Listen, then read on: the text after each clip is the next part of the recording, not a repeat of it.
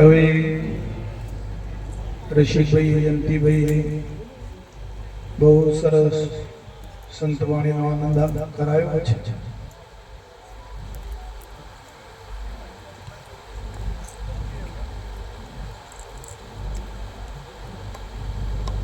સત્સંગ કરશું તો એ વાણીનો આશરો, ગાઈશું તો એ વાણીનો આશરો છે.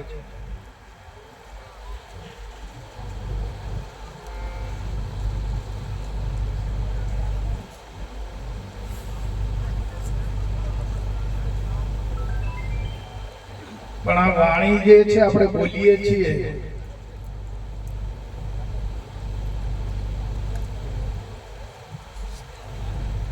એ વાણી આવે છે ક્યાંથી? ગાવામાં વપરાતી હોય, વાત કરવામાં વપરાતી હોય, સત્સંગ કરવામાં વપરાતી હોય.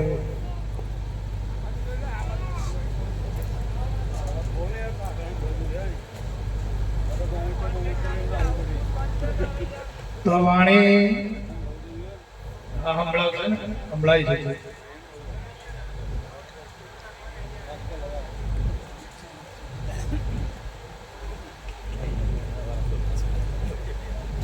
તો વાણીનું મૂળ ક્યાં છે?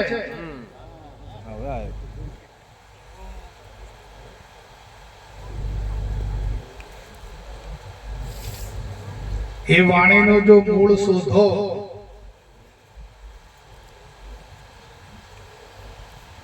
તો આપણે પોતાની ખબર પડે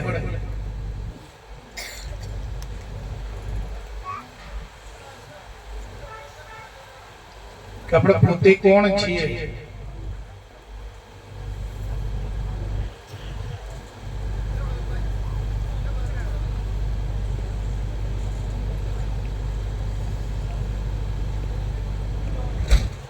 દેહમાંથી પ્રાણ વિદાય લઈ લે છે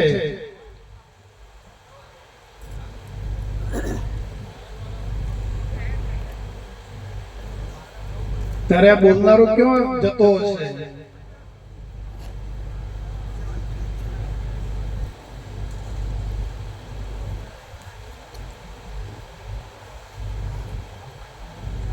જે બોલી રહ્યો છે ક્યાં જતો રહેતો હશે?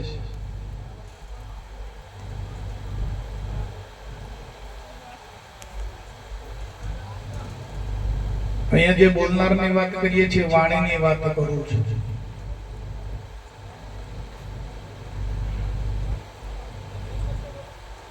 અને વાણીનું મૂળ જે સ્થાન છે એ ઉન્મૂન સ્થિતિ છે.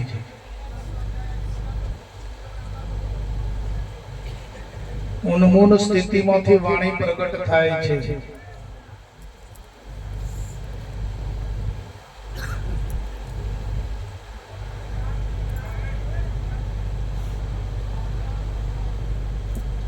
અને એ વાણીના 4 પ્રકાર છે.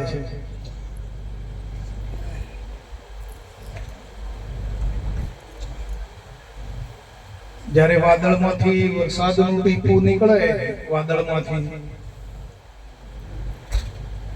છૂટું પડે એટલે શુદ્ધ હોય છે. પછી એમ કરતા કરતા નીચે આવવાનો પ્રયત્ન કરે એટલે હવાના સંસર્ગમાં આવે છે.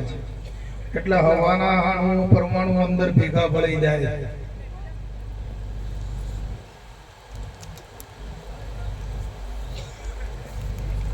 બોલ્યા વગર આપો.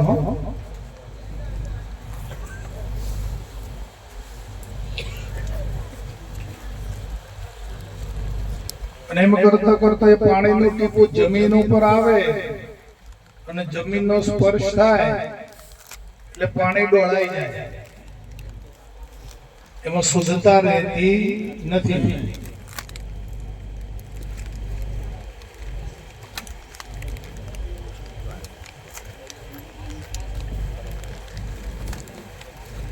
એમ જ્યારે ઉન્મૂન સ્થિતિમાંથી, ઉન્મૂન સ્થિતિ એટલે વાણી રે વાણી મારા સદગુરુની વાણી જે છે, શબ્દ ક્યાંથી ઉપડે છે એ ઘરની વાત છે. અને એ ઉન્મૂન સ્થિતિ ઓળખાય છે.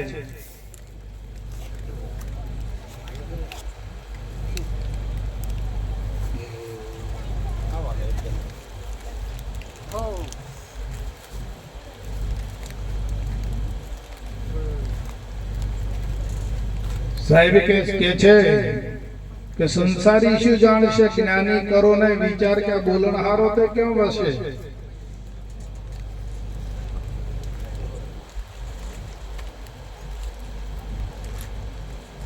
કે છે કે ગગન મંડળના ગોખમાં અને વાગે અનહદ નાદ.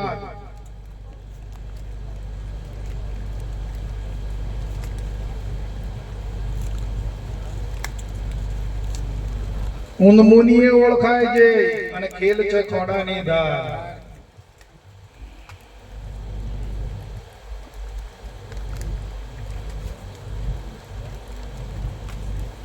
તકવા ગુરુ મહારાજના દેશની યોગ કળાની વાત કરું છું વાલા.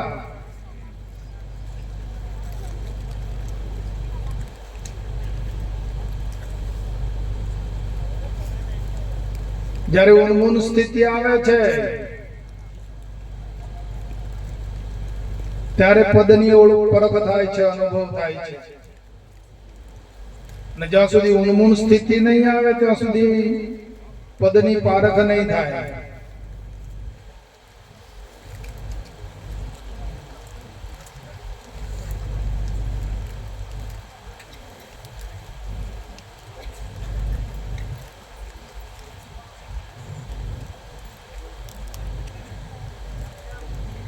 પછી વાણી વપરાતી આવે, પરામાંથી પશ્યતીમાં આવે, મધ્યમાં આવે અને વૈખરીમાં આવતા આવતા તો સાહેબ બધી સ્પર્શ વાળી થઈ જાય છે, દેહના અધ્યાસ વાળી થઈ જાય છે.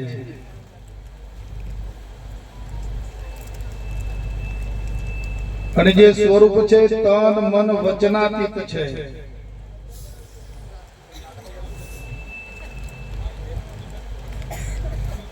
અવાંગ મનસ ગોચર, મનવાણીનો પ્રવેશ છે નહીં.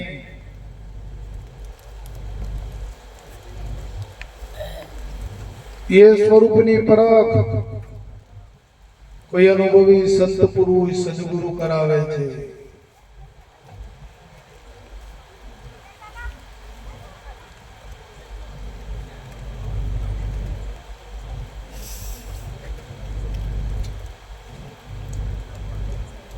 આત્મજ્ઞાન તો બધું ઘણું છે, શાસ્ત્રોનો ભંડાર ભર્યો છે, જગત આખું ભરપૂર ભરેલું છે આત્મજ્ઞાનમાં. આત્મજ્ઞાનમાં તો કસર નથી સાહેબ. પણ જે બોધ જ્ઞાન છે ને એ વસ્તુ આખી અલગ છે. जिसको नहीं है बोध गुरु ज्ञान क्या करे.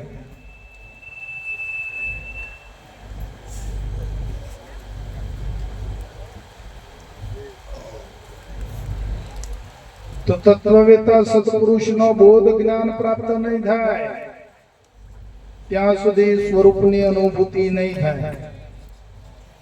જાણ થશે, સમજાશે ખરું, પણ પારક શક્તિ નહીં આવે.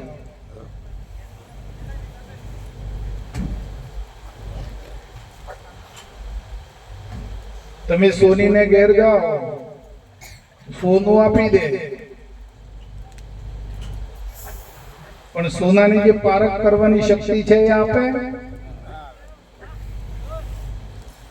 એ મળે ખરી? અને એ પારખ શક્તિ લેવી હોય તો શું કરવું પડે? હવે સમજી જાઓ.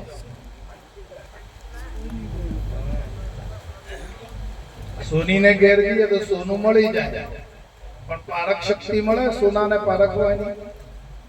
અને કદાચ આપણે મેળવીએ તો શું કરવું પડે? એનો સંગ કરવો પડે, એનો અનુભવ કરવા માટે એનો અભ્યાસ કરવો પડે, એની પાસે રહેવું પડે, પછી પારક શક્તિ આવે છે, મળે છે.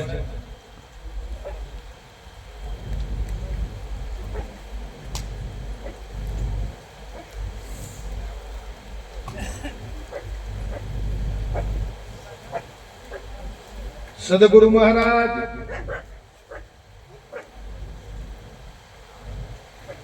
તમને શાન કરે, ઈશારો કરે,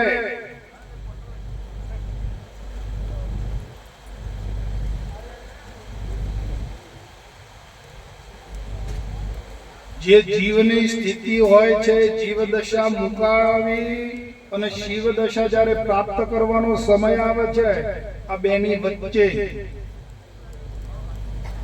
જીવ દશા છોડવાની અને શિવ દશા પ્રાપ્ત કરવાની,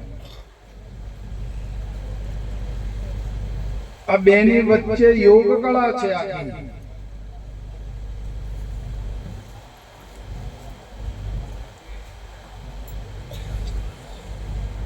અને એ યોગ કળા કેટલી છે, કેવડી મોટી છે.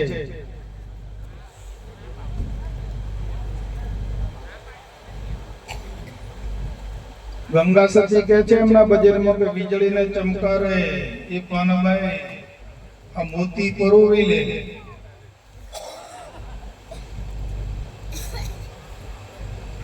કબીર સાહેબ એક ઈશારામાં કહે છે કે આંગળી આમ બતાવે છે, આટલી જ છે.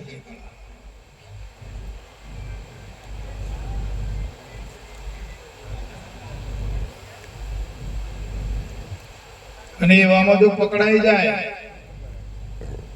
એ ચમકારો થાય અને આપણું મોતી જો પરોવાઈ જાય તો પરોવાઈ જાય, નકર હો જન્મારા જીવી જતો એ નહીં પરોવાય.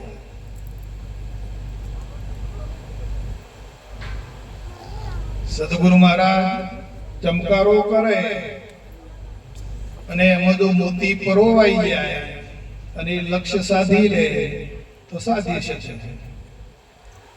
નકર પછી તમારે ગમે એટલો માથા પછાડો તો એ મેળ પડે એવો નથી.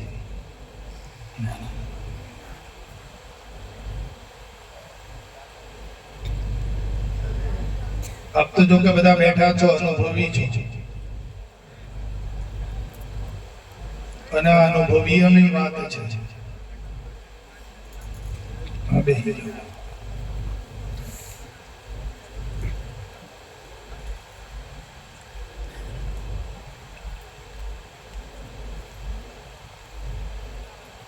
જુક્તિ મુક્તિ નો ખેલ ક્યાં છે?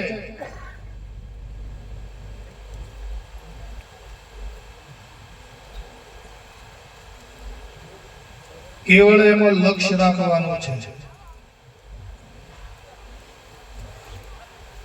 જે ગુરુ મહારાજ ચરણે જઈ અને જે જુક્તિ મુક્તિ નો ખેલ જે કરી આવ્યા છીએ, એમાં કેવળ ને કેવળ એક લક્ષ્ય પરોવેલો રાખવાનો છે.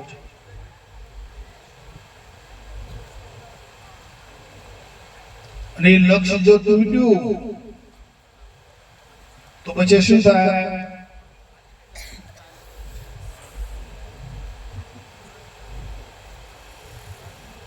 બાપુજી કહે છે કે વાલા, એક બાજુ તમારો વસ્તાર છે,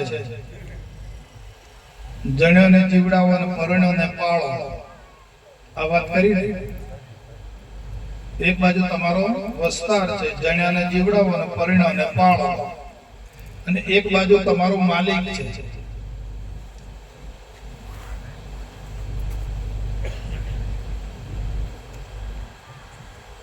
હવે આપણે કેમ કેમ કરવાનું?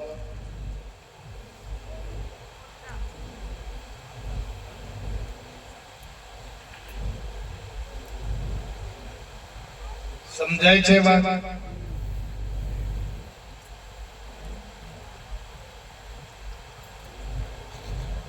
પદ્મો કીધું કે ધનુર્વેદી ના જેવી ધારણા ને અગરી જાણવામાં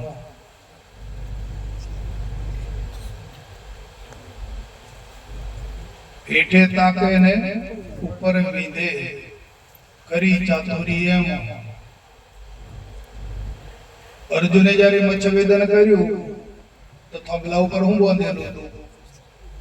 ત્રાજવા હતા ને, તો બંને ત્રાજવામાં સરખા પગ રાખવાના હતા ને. અને આમ વધઘટ થઈ જાય તો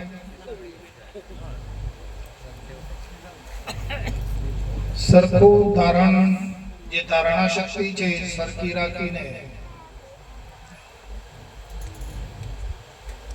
પોતાનું લક્ષ્ય જે નિશાન છે ચૂકવાનું નથી.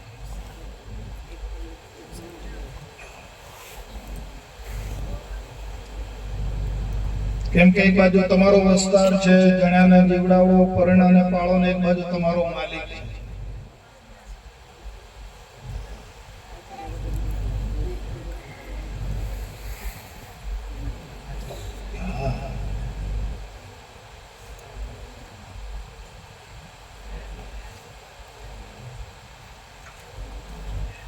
પેલા જરાસંઘને મારવાનો થયો, ભીમે બહુ મજૂરી કરી, ફાડીઓ ચીરીને ફેંકી દે, પણ પાછો તો તમને ભેગો થઈ જાય. તો શું યુક્તિ કરી છે?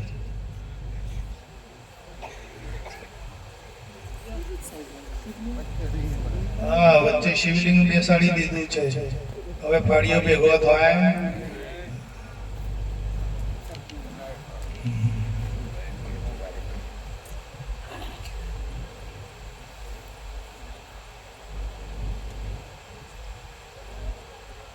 કેમ કે જ્ઞાનની સ્થિતિ એક પરોક્ષ જ્ઞાન છે ને પ્રત્યક્ષ જ્ઞાન છે.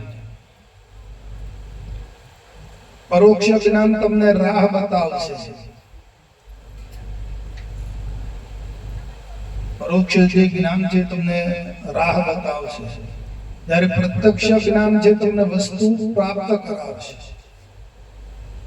આ બેમાં આટલો ફેર છે. પ્રત્યક્ષ જે જ્ઞાન છે તમને વસ્તુ પ્રાપ્ત કરાવી દે.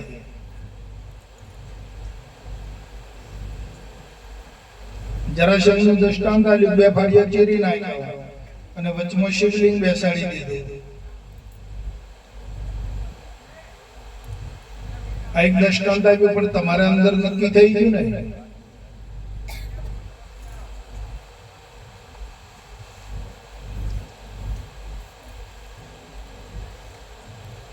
એટલે પ્રત્યક્ષ જ્ઞાન છે.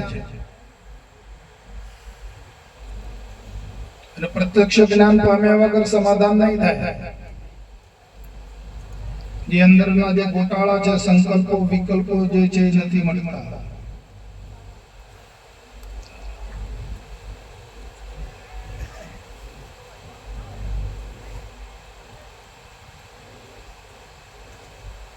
તમે કોળનું એટલું ઉચ્ચારણ કરો, દાળ ભાત રોટલાનું ઉચ્ચારણ કરો તો ભૂખ જતી રહે.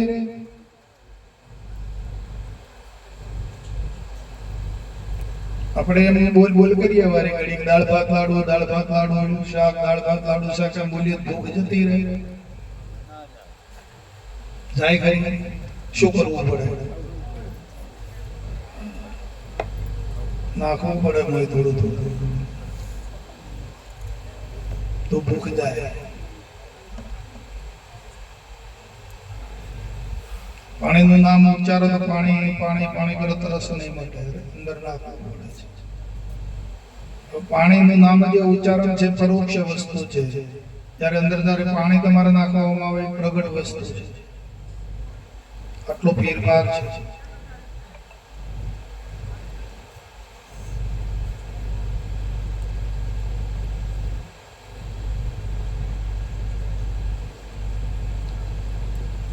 હવે તમે ક્યાંથી આવ્યા છો તો તમને ખ્યાલ છે કે ભૂલી ગયા?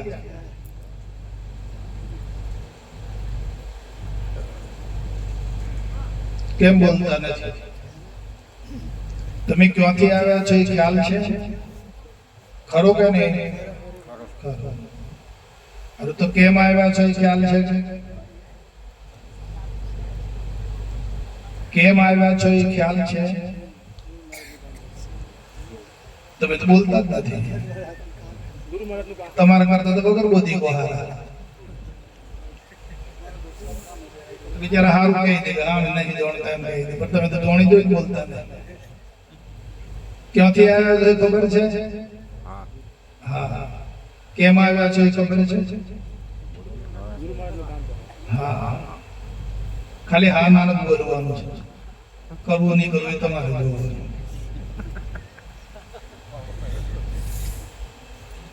કેમ આવ્યા છો એ ખબર છે? પછી ક્યાં જવાનો છે એ ખબર છે? ક્યાં જવાનો છે એ ખબર છે કે નથી? તો પછી માથા પૂછ્યા છે.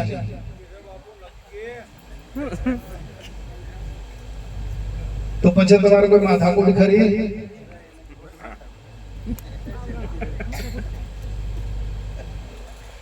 કોઈ સંશય કરો? કોને કશું કરવું પડે એમ છે?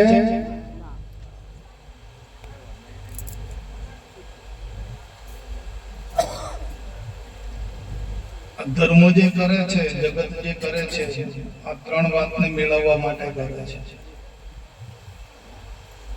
કોણ છું, ક્યાંથી આવ્યો છું, શું કરવા આવ્યો છું, મારે ક્યાં જવાનો છે, એ મેળવવા કરે છે.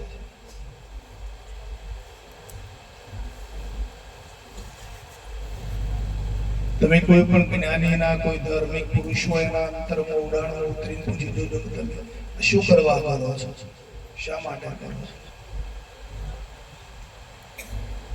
તો કે હું કોણ છું એને જાણવા માટે, ક્યાંથી આવ્યો છું એને જાણવા માટે, શું કરવા આવ્યો છું એ જાણવા માટે, અને વળી પાછો ક્યાં જવાનો એ જાણવા માટે કરું છું, એ વાતને મેળવવા માટે. આમાં તમારે બાકી ખરું કહી શકશો? તો તમારે કઈ કરવા પણ છે, કઈ મેળવવા પણ.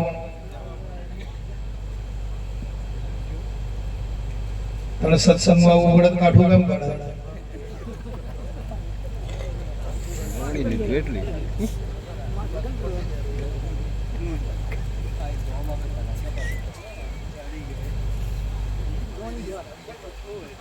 વિચારજો વાતને. બોલી નાખવું સહેલું છે, વાત કથી નાખવી એ સહેલું છે. પણ આ જે મૂળ સ્થિતિ છે, કોણ છું, ક્યાંથી આવ્યો છું, શું કરવા આવ્યો છું, ક્યાં જવાનો છું,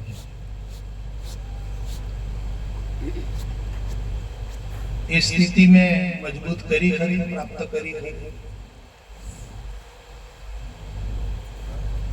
તો તમને ભજન સત્સંગમાં રુચિ નહીં આવે. જો આ સ્થિતિ પ્રાપ્ત ના કરો તો અરુચિ થઈ જશે, અને અરુચિ મહારોગ છે. અરુચિ અને અજીર્ણ બે મહારોગ છે.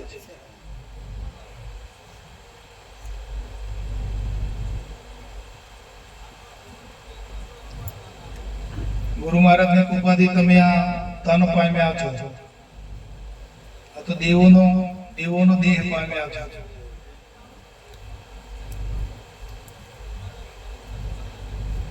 જે મૈથુન હતું ને, મા બાપના યોગ વાળું, તો તમે સોફરત કરીને આવ્યા છો, અને ગુરુ મહારાજે તમને આ નવું બનાવી આપ્યું છે.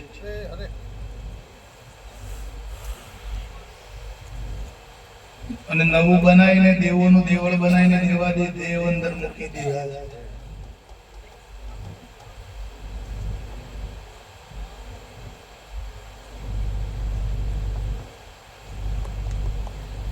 આ શાસનનો શું ઉપયોગ કરી રહ્યા છો?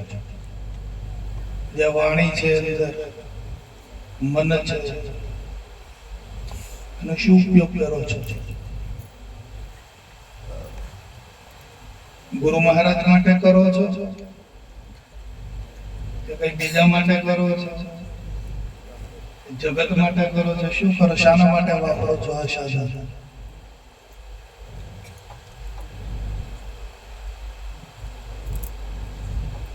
સમજાય તો બરાબર છે, ના સમજાય તો પછી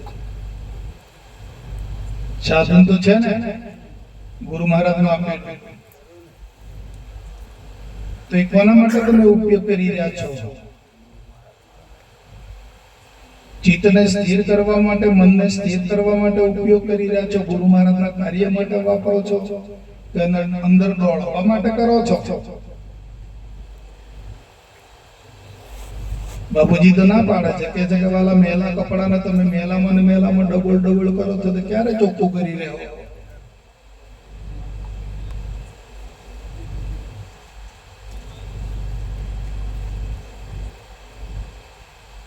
ઉપયોગ એ ધર્મ છે. શામાં વિચરણ કરો છો? કર્મમાં બંધન નથી, મોક્ષ નથી. પણ કર્મ કર્યા પછી શામાં વિચરણ કરો છો?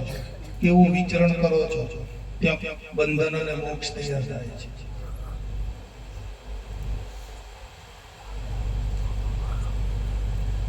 આ મનનો, વાણીનો, ચિત્તનો, બુદ્ધિનો,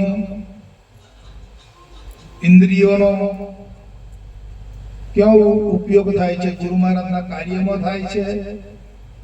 અવળો તો નથી થતો ને? આપણે એનો ઉપયોગ ગુરુ મહારાજના કાર્યમાં કરવાનો છે.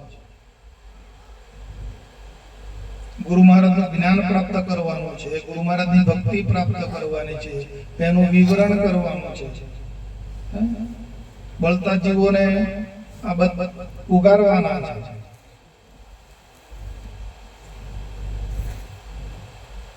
આ સિવાય બીજે જો ઉપયોગ થઈ જતો તે અધર્મ છે.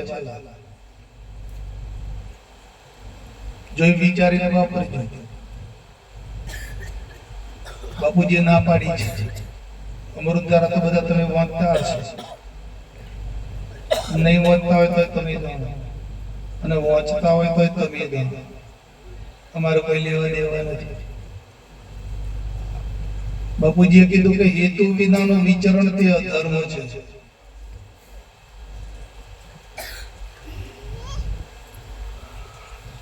હેતુ વગરનું વિચરણ કરશો નહીં, અધર્મી થઈ જશે, અધર્મ લાગુ પડશે. જવાનું છે ક્યાંય અને જતા રહેશો.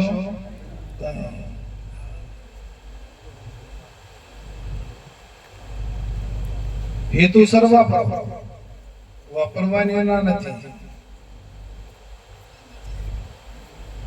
શ્યામા વાપરી જાય એ અંતર્યામી જાણે છે. હા, અંતર્યામી અજાણ્યું નથી.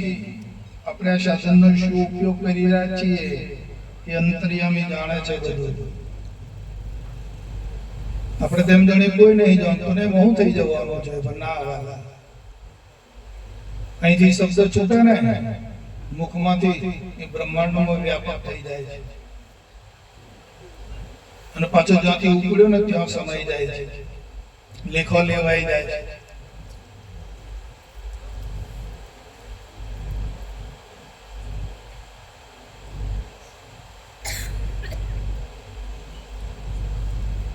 એ વિચારી તો કોઈ દિવસ કે હું આજે શબ્દ બોલું છું અને મુખમાંથી જે શબ્દ નીકળે છે વાણીની એ પછી આ બ્રહ્માંડમાં વ્યાપક થઈ જાય છે, એ ખ્યાલ છે.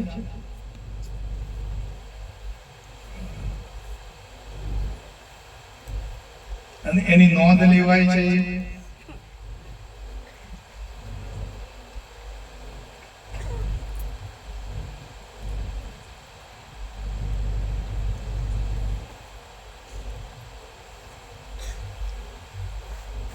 એટલે જોઈ વિચારીને સમજ આપી છે ગુરુ મહારાજે.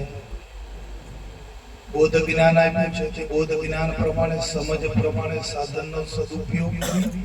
બાપુજીએ કીધું કે જો આ સાધનનો સદુપયોગ થાય છે તો સારું છે, સદુપયોગ જો ના કરી શકે તો પછી પાય નહીં.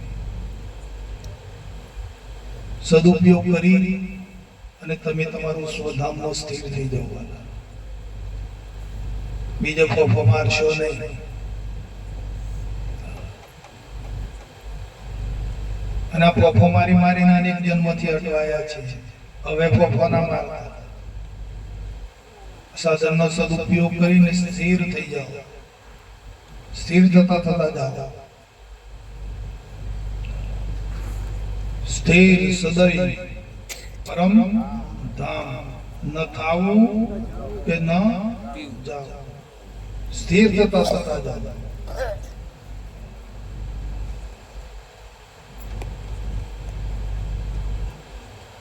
બાપુજી એમ કહેતા કે વાલા ઝેર પીને મરી જજો પણ ઘરના સંગમાં કદી ના બે.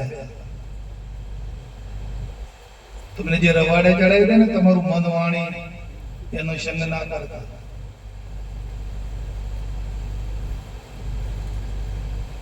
આપણા મનને, આપણી વાણીને, આપણા અંતકરણને કોણ બગાડે છે? તો કુસંગ બગાડે છે, બીજું કોઈ.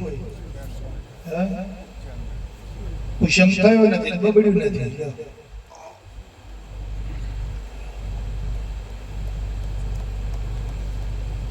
એટલે જીવનમાં કુસંગ નહીં લાગવા દેવું. આપણું મન બગડી જાય, વાણી બગડી જાય, તન બગડી જાય, એવો સંગ ક્યારે પણ કરતા નહીં. કેવળ ને કેવળ ગુરુ મહારાજ નું કાર્ય કરીને સ્થિર થતા જાઓ. ધીમે ધીમે ધીમે ધીમે ધીમે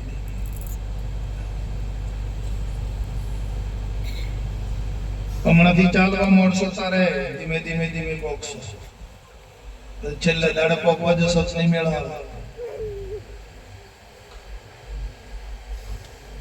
તો કે પંથ રે ગણો ને જાવું એકલું.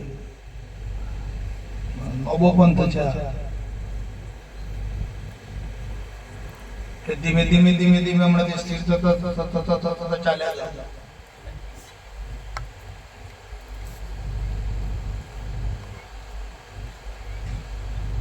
છેલ્લા દાડે આપણે દવા માંગીએ તો મળે, આખા જીવન ગોટાળા વાળું જીવી અને છેલ્લા દાડે ગુરુ મહારાજ ના પોકા હે. તમને લાગે છે કે પોકા હે? અને પેલું થોડુંક બાકી હોય, આપણે અહીંયા માર્ગ કાપતા કાપતા કાપતા કાપતા કાપતા થોડુંક બાકી હોય અને સામે દેખાતું હોય તો એ હવે કે ના માર્ગ કપાઈ ગયો હોય ને સામે દેખાતું હોય તમને, તો તમને આનંદ આવે કે ના આવે?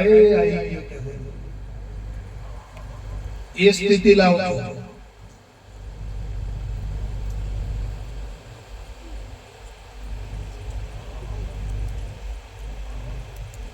એટલા માટે નીચે ઉતાર્યા સ્વધામમાંથી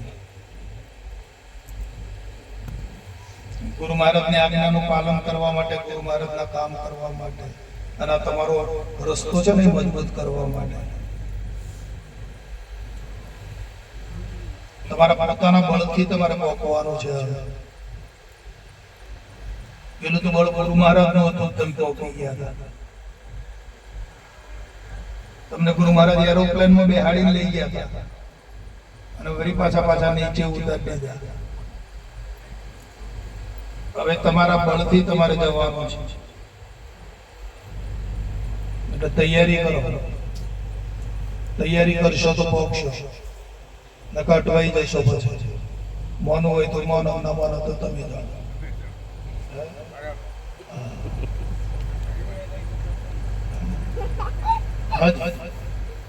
બાપુજી એમ એવું પણ બોલી જાય કે છેલ્લા શ્વાસ સુધી તમારે આ લક્ષ્ય તોડવાનું નથી, એવું પણ બોલી ગયા છે.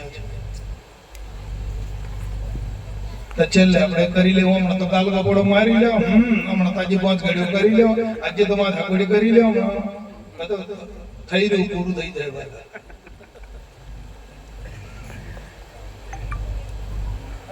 આ જગતના ઘણા કુટામાં તો કઈ છેતરાઈ જાય. આ જગતનો કુટાર બાપુજી કહે છે કે આ જંજાળ છે ને અનંત છે, અને આ જીવન છે ને અંત વાળો છે. તો આ જીવનના જંજાળને નથી સોંપી દેવાનો.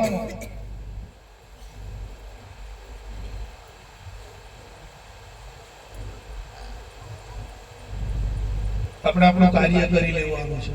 આ જંજાળમાં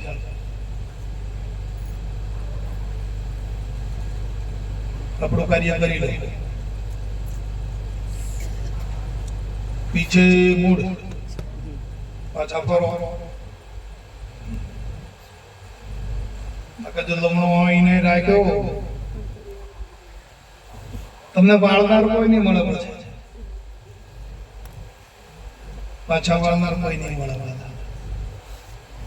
તો બાપાની કૃપા છે, આટલા તમને પાછા વાળનાર મળે. કીચે કવળો કોઈ નહીં, કઈ પાછો વાળનાર તમને કોઈ નહીં. હવે આપણે ભાઈ ભરતભાઈ આયા છે. સંતવાણી બોલો સદગુરુ મહારાજ કી.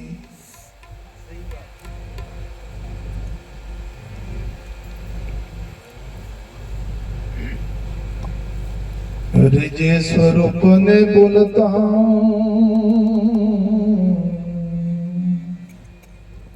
અને પામ્યો દુઃખ સમજાયું તે પદનું શ્રી સદગુરુ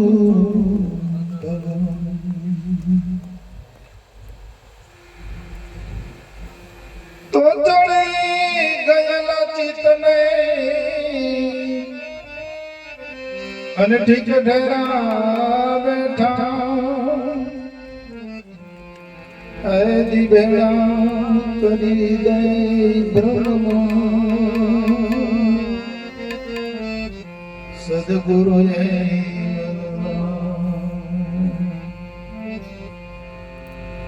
હે સદગુરુ સબદના રે એ થાઉ રે અધિકારી પાનબાઈ અને મેલી દો અંતરનું અભિમાન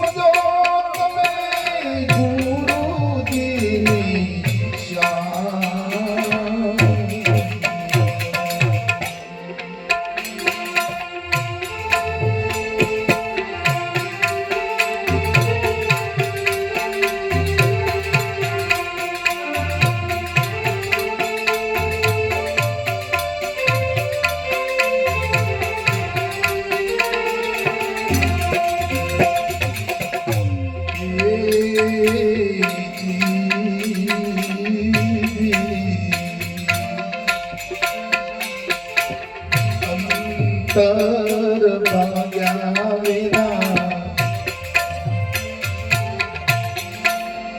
કઈ ઉભરો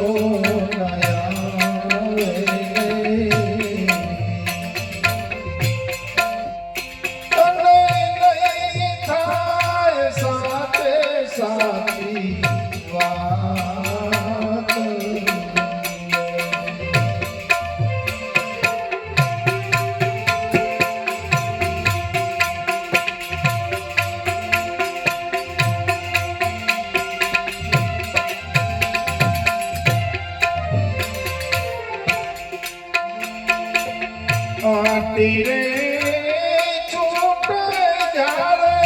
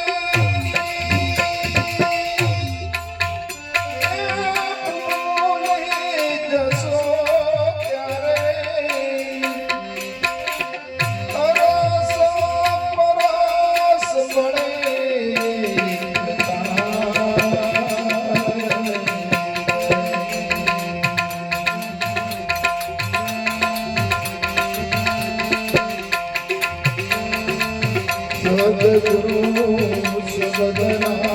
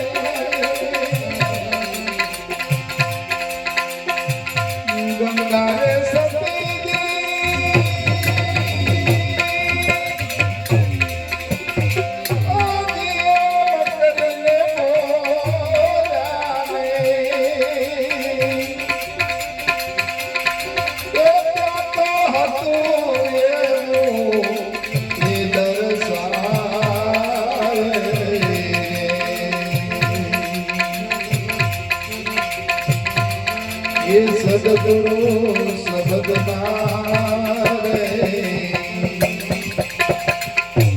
એ થાઓ રે અધિકારી પામવાય મેરે દેવો અંતરનો અભિમાન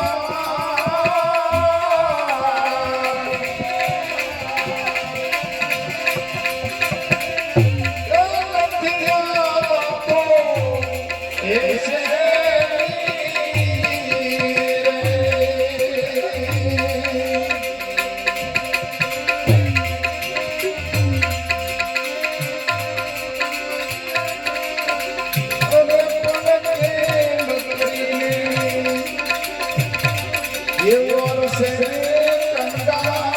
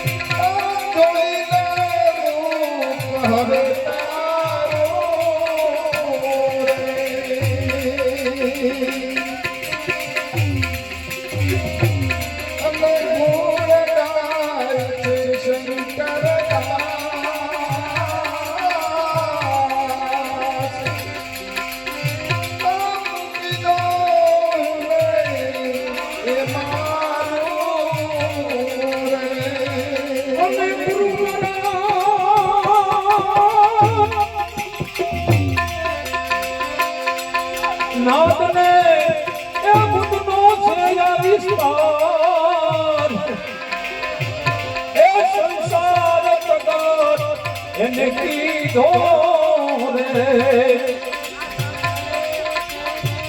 એવું બોલ્યા એ ઋષિ માનક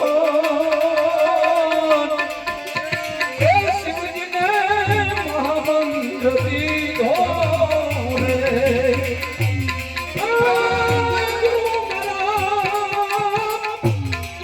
ગુરુજીનો મોટો છે મહિમા એ વખાણું બ્રહ્મના વેદમાં જેના ઋષિ મુનિ જપતા તે દીતા એ હરિનો નામ યદી ચાર વે